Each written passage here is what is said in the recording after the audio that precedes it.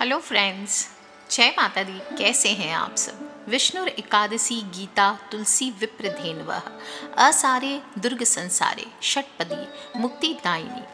इस श्लोक में 6 बातें बताई गई है जिनका ध्यान अगर हम अपने दैनिक जीवन में रखते हैं तो हमारे जीवन की सभी प्रकार की बाधाएं दूर हो सकती है।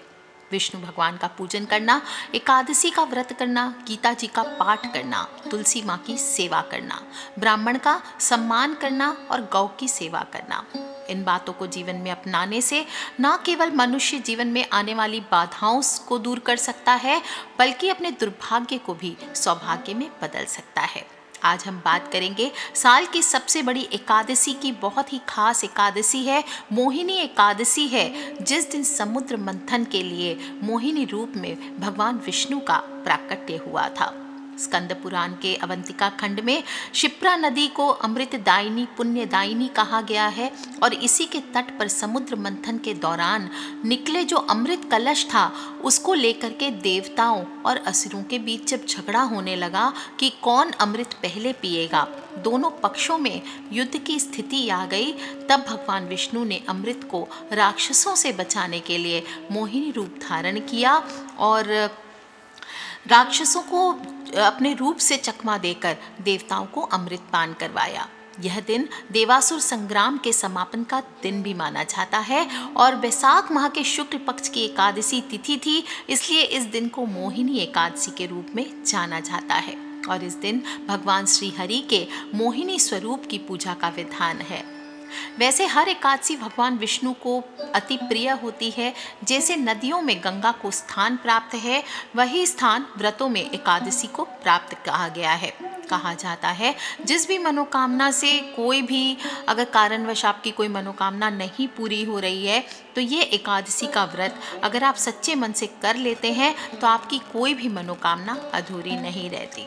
साल में 24 एकादशियाँ आती है, मल मास होता है तो 26 हो जाती है, महीने में 2 एकादशी। सबसे प्राचीन एकादशी मोहिनी एकादशी ही मानी गई है। पद्म पुराण में इसका उल्लेख भी किया गया है। वैशाख माह के शुक्ल पक्ष की इस एकादशी को करने से प्रभु की कृपा तो प्राप्त होती ही है, साथ ही जीवन में किसी प्रकार का अभाव नहीं रहता है। मनुष्य संसार के सभी सुखों को भोगता हुआ अंत में प्रभु के परम धाम को प्राप्त करवाता है। श्री कृष्ण भगवान ने युधिष्ठिर को मोहिनी एकादशी की कथा कही थी और वही कथा महर्षि वशिष्ठ ने श्री रामचंद्र जी से भी कही थी। धर्मराज युधिष्ठिर श्री कृष्ण भगवान से कहते हैं, हे कृष्ण, वैशाख माह के शुक्ल पक्ष की एकादशी का नाम क्या है, इसकी कथा क्या है, इस व्रत की विधि क्या है, यह सब विस्तार पूर्वक बताइए। तब श्री कृष्ण भगवान कहते हैं, हे धर्मराज, मैं आपसे कथा कहता हूँ जिसे गुरु वशिष्ठ जी ने श्री रामचंद्र जी से कही थी। एक समय श्री राम बोले, हे गुरुदेव, कोई ऐसा व्रत बतलाइए जिससे समस्त पाप और दुख का नाश हो जाए। मैंने सीता जी के वियोग में बहुत दुख भोगे हैं। तब महर्षि वशिष्ठ कहते हैं, हे राम, आपने बहुत सुंदर प्रश्न किया है। आपकी बुद्धि अत्यंत ही शुद्ध और पवित्र है। वैशाख माह में जो एकादशी आती है उसका नाम मोहिनी एकादशी है और इसका व्रत करने से मनुष्य सभी पापों से, दुखों से छूटकर मोह जाल से मुक्त हो जाता है। मोह किसी भी चीज को कमजोर करता है, मनुष्य को कमजोर करता है। इसलिए मोह से छुटकारा पाने की कामना रखने वाले इंसान के लिए सबसे उत्तम है मोहिनी एकादशी का व्रत। इस विषय में एक बहुत ही खूबसूरत कथा भी आती है कि सरस्वती नदी के रमणीय तट पर भद्रावती नाम की एक सुंदर नगरी थी। वहाँ धृतिमान नामक एक राजा था जो चंद्रवंश में उत्पन्न हुआ, सत्य प्रतिज्ञ था और राज्य करता था। उसी नगर में एक वैश्य रहता था जो धन धान्य से परिपूर्ण समृद्धिशाली भी था। उसका नाम था धनपाल।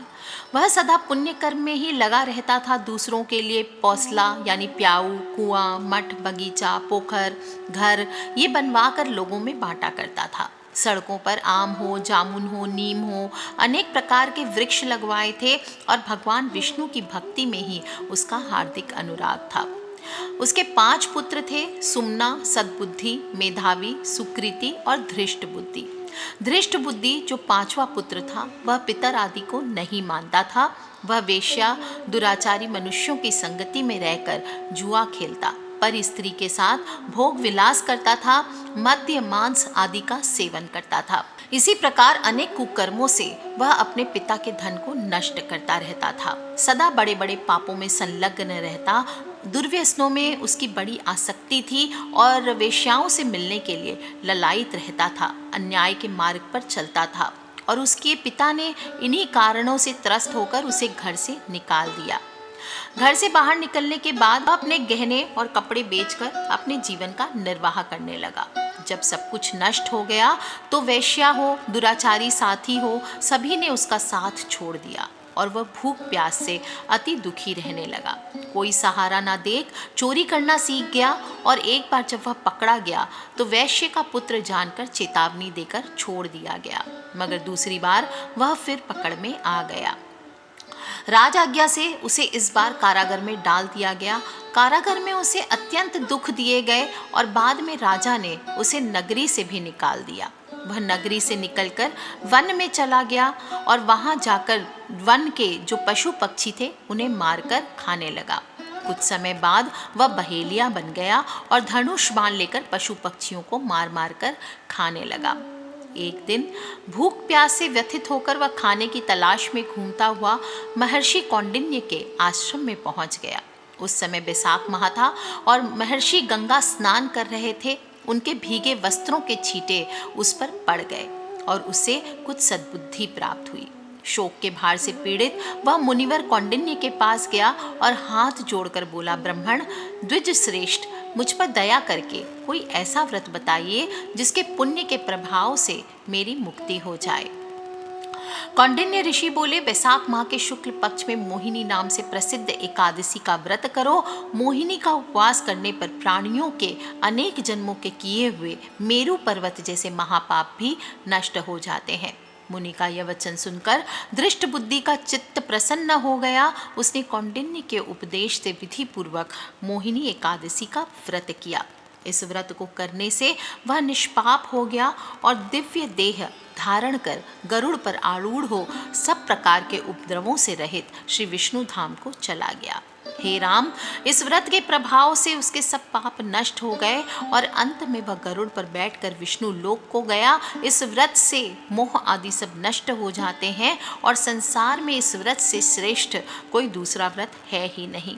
इसके महात्म्य को, इसकी कथा को पढ़ने से, सुनने मात्र से 1000 गौदान के बराबर, यज्ञों के बराबर फलों की प्राप्ति होती है। बोलिए श्री विष्णु भगवान की जय, राम जी की जय। दोस्तों, इस साल ये खास तिथि मोहिनी एकादशी का व्रत 23 मई को रखा जाएगा। कुछ लोग 22 मई को भी रख सकते हैं, जो उगती तिथि को रखते हैं, सांसारिक लोग हैं।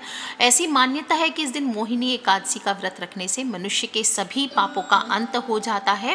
एकादशी व्रत इस बार बहुत ही खूबसूरत हस्त नक्षत्र में और फिर चित्रा नक्षत्र में आ रही है, इसलिए ये बेहद शुभ है। 22 मई को सुबह 9:15 पर शुरू हो जाएगा और 23 मई को सुबह 6:42 तक एकादशी तिथि रहने वाली है। तो सभी लोग वैसे 23 मई को करें, नहीं तो जो लोग सांसारिक हैं वो चाहे तो 22 मई को कर सकते हैं। जो लोग भी पारण करना चाहते हैं वो 24 मई को सुबह 5:26 से लेकर सुबह 8:10 तक आप पारण कर सकते हैं। मोहिनी एकादशी को भगवान पुरुषोत्तम के रूप यानी कि प्रभु श्री राम जी के पूजन करने का विधान आता है और जो भी व्यक्ति मोहिनी एकादशी का व्रत करना चाहता है उसे एक दिन पहले यानी दशमी तिथि की रात्रि से ही व्रत के नियमों का पालन करना चाहिए। इस व्रत में दशमी तिथि की रात्रि में कुछ चीज़ें हैं जो नहीं खानी चाहिए। नॉनवेज हो, सात्विक भोजन करें, मसूर की दाल आदि भी नहीं खाते हैं, चने की दाल भी नहीं खाते हैं, चने के आटे, बेसन आदि की चीज़ें नहीं खाते हैं, शहद नहीं खाना चाहिए और पूर्ण रूप से ब्रह्मचर्य का पालन करते हुए आपको ओम नमो नारायणाय या ओम नमो भगवते वासुदेवाय ऐसा करते हुए विष्णु भगवान का ध्यान करते हुए आपको सोना चाहिए। एकादशी के दिन सुबह जल्दी उठें, सूर्य निकलने से पूर्व या 2 घंटे के अंदर उठ करके आपको स्नान करना चाहिए।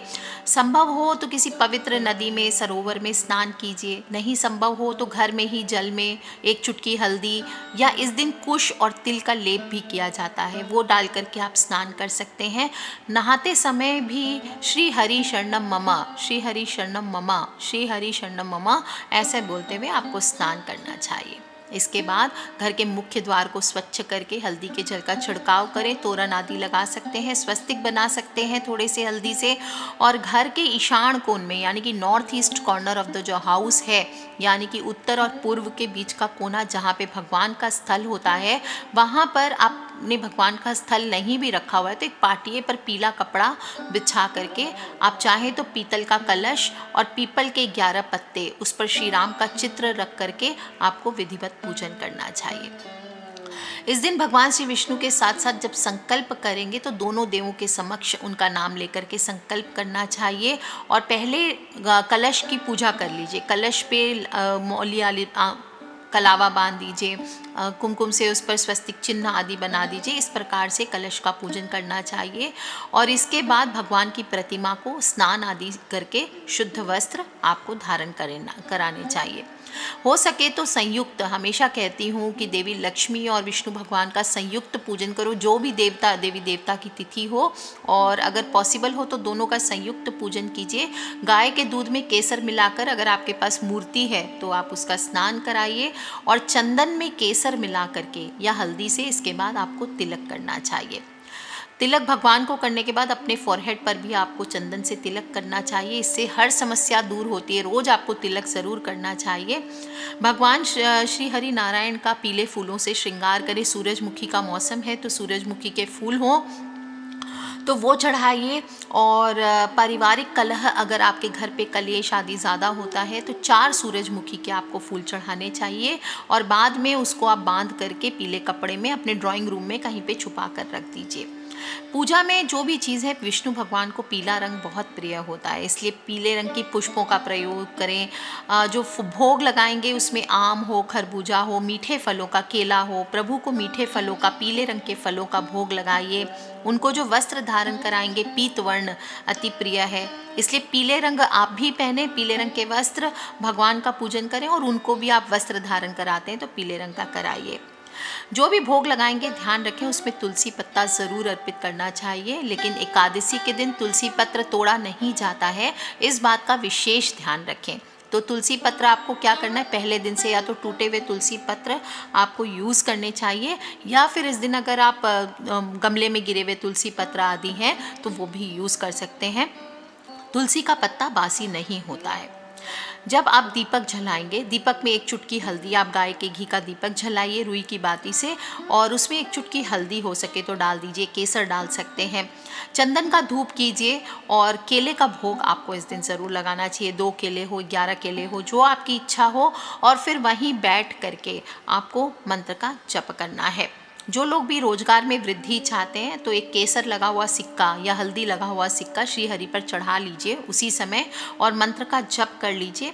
इस दिन का विशेष मंत्र होता है ओम मोहिनी रूप धारिण्ये नमः। क्या बोलेंगे? ओम मोहिनी रूप धारिणे नमः, और या फिर ओम नमो नारायणाय, ओम विष्णवे नमः, ओम नमो भगवते वासुदेवाय, श्री कृष्ण गोविंद हरे मुरारे, हे नाथ नारायण वासुदेवा, ओम नारायण विद्महे वासुदेवाय धीमहि तन्नो विष्णु प्रचोदयात्। जो भी आपकी इच्छा, ओम नमो नारायण, श्रीमन नारायण, नारायण हरि हरि, जो भी मंत्र हो आपकी इच्छा हो उसको अपने कंठ का भूषण बनाएं और कम से कम आपको 108 मंत्रों का जप जरूर करना चाहिए। गीता का पाठ कर सकते हैं, विष्णु सहस्त्र नाम का पाठ कर सकते हैं, मोहिनी एकादशी के व्रत की कथा जो मैंने सुनाई है आपको या तो वो सुन सकते हैं, पढ़ सकते हैं। इसके बाद आपको क्षमा याचना करनी चाहिए, आरती कीजिए और दिन भर व्रत का नियमों का पालन करना है, अगले दिन व्रत का पालन करना है। जो लोग भी व्रत करना चाहते हैं वो इस दिन जलीय व्रत कर सकते हैं, सिर्फ जल पे रस का व्रत कर सकते हैं। आप चाहें तो फलाहार का व्रत कर सकते हैं, आप चाहें तो सात्विक भोजन करके एक समय भी व्रत को कर सकते हैं, जैसे आपकी बॉडी अलाउ करे, जो आपकी श्रद्धा शक्ति हो। रोजगार में जो वृद्धि के लिए आपने सिक्का रखा था या फिर आप चाहें तो उसकी जगह हल्दी की गांठ भी चढ़ा करके आप तिजोरी में रख सकते हैं या अपने पर्स में रख सकते हैं। जो केले आपने चढ़ाए थे वो आप गाय को, पीली आभा लिए अगर गाय हो, जो ऑरेंज टाइप की गाय होती है, उसको खिला सकते हैं या गरीब बच्चों में बांट दीजिए। आप इस दिन भूखे लोगों को भोजन कराइए, ये भी बहुत अच्छा होता है। गाय को हरा चारा, केले खिलाइए, मछलियों को तालाब में आटे की गोलियां खिला सकते हैं। इस प्रकार से दिन भर मन में ओम नमो भगवते वासुदेवाय, ओम नमो भगवते वासुदेवाय ऐसा बोलते हुए आपको दिन को व्यतीत करना चाहिए। अगर आपके घर पर एक केले के पेड़ हैं तो आज के दिन केले के पेड़ की पूजा की जाती है। शाम को आप या फिर तुलसी के पौधे की पूजा कीजिए, उसके सामने दीपक जलाइए, विष्णु सहस्त्र नाम का पाठ कीजिए। जिन लोगों के विवाह आदि में समस्याएं आ रही है वो इससे दूर होती है। इस दिन आपको ध्यान रखना है, कुछ चीज़ों का पालन करना चाहिए, नियमों का। आप व्रत करें ना करें, आपको कुछ चीज़ें हैं वो सेवन नहीं करना चाहिए। चावल और जौ ये मांस के बराबर माने जाते हैं, इनका सेवन नहीं करना चाहिए। मांस, मदिरा, नॉनवेज, ड्रिंक्स आदि, कोई भी किसी प्रकार का नशा आदि ये आपको नहीं करना चाहिए। इस दिन आपको महिलाओं को जो है वो झाड़ू नहीं लगानी चाहिए, इससे जीव हत्या होती है। और महिलाओं को थोड़ा और भी ध्यान रखना चाहिए। ऐसा किसी भी व्रत में वर्जित ही माना गया कि बाल नहीं काटने, नाखून नहीं काटना है, और बाल धोने भी नहीं चाहिए, कपड़े नहीं धोने चाहिए। इससे विष्णु भगवान अप्रसन्न होते हैं और घर में दरिद्रता आती है, अशांति आती है, कलेश बढ़ता है, घर में धन हानि होती है। इस दिन क्रोध हो, चुगली हो, बुराई हो, चोरी करना हो, जुआ खेलना हो, पराई स्त्री हो, पराया पुरुष हो, इनका गमन नहीं करना चाहिए। किसी भी प्रकार के व्यभिचार से आपको दूर रहना चाहिए और ब्रह्मचर्य का पालन करते हुए पूर्ण सात्विकता के साथ इस व्रत को करना चाहिए। जो लोग भी एकादशी का उपवास खोलेंगे तो द्वादशी पर ही खोला जाता है, और जो भी खाएंगे सबसे पहले इस दिन तुलसी दल उसमें ज़रूर डाल लीजिए। और ध्यान रखें, इस प्रकार से ये छोटी छोटी बातों का ध्यान रखते हुए आपको मोहिनी एकादशी का व्रत करना चाहिए। दोस्तों, मोहिनी रूप में देवताओं को भगवान विष्णु ने अमृत पान करवाया था, और इस एकादशी व्रत के रूप में भगवान विष्णु हमें भी अमृत पान करवा रहे हैं। एक आम इंसान जिसके लिए मोह जाल और सभी प्रकार के पातकों से छुटकारा पाने के लिए हम अगर इस व्रत को करते हैं, इसके नियमों का पालन करते हैं, तो यह किसी अमृत से कम नहीं है। इस व्रत को करने से मनुष्य को समाज हो, परिवार हो, देश हो, सभी में प्रतिष्ठा, मान सम्मान, यश की प्राप्ति होती है। उसकी ख्याति चारों ओर फैलती है। मोह माया के बंधनों से मुक्त करने वाला व्रत है, समस्त पापों का नाश करने वाला है। और इस व्रत को करने से मनुष्य को नर्क की यातनाओं से भी छुटकारा मिलता है। दोस्तों, ये मनुष्य के आकर्षण प्रभाव में भी वृद्धि करता है, और इस व्रत की महिमा को पढ़ने वाला, सुनने वाला सभी को 1000 गौदान के बराबर फलों की प्राप्ति होती है। आपको इसके प्रभाव से मेरू पर्वत के समान किए गए महापाप भी अगर आपने किए हैं अपने जीवन में तो वो भी नष्ट होते हैं। बहुत ही खूबसूरत व्रत है, क्योंकि भगवान विष्णु ने असुरों का संहार करने के लिए मोहिनी अवतार लिया था, और जो भी मनुष्य इस व्रत को पूरे सच्चे मन से एकादशी का पालन करता है उसकी सारी मनोकामनाएं भगवान विष्णु, भगवान राम जरूर पूर्ण करते हैं।